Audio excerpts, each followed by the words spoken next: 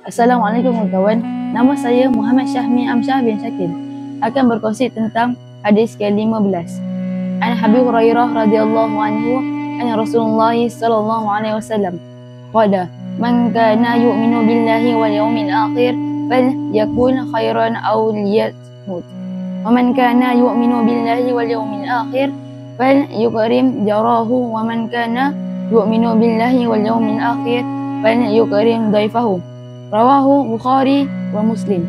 Maksud hadis ini ialah daripada Abu Hurairah radhiyallahu anhu bahawa Rasulullah sallallahu alaihi wasallam telah bersabda, sesiapa yang beriman dengan Allah dan hari akhirat, maka hendaklah dia berkata baik atau diam. Sesiapa yang beriman dengan Allah dan hari akhirat, maka hendaklah dia memuliakan jirannya. Sesiapa yang beriman dengan Allah dan hari akhirat, maka hendaklah dia memuliakan tetamunya. Hadis Al-Bukhari dan Muslim. Penghayatan daripada hadis ini ialah kita hendaklah mengamalkan komunikasi yang baik sama ada secara lisan maupun tulisan.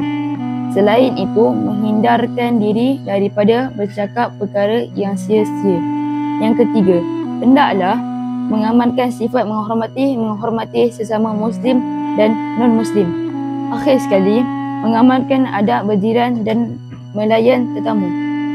Contoh penghayatan daripada hadis ini ialah yang pertama, membiasakan diri menggunakan bahasa yang sopan dalam percakapan dan penulisan. Yang kedua, mengelakkan diri daripada berbuat bising di dalam kelas.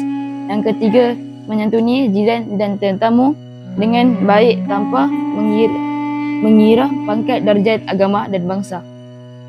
Sekian saja daripada saya untuk hari ini. Wabillahi taufiq wa hidayah. Assalamualaikum warahmatullahi wabarakatuh.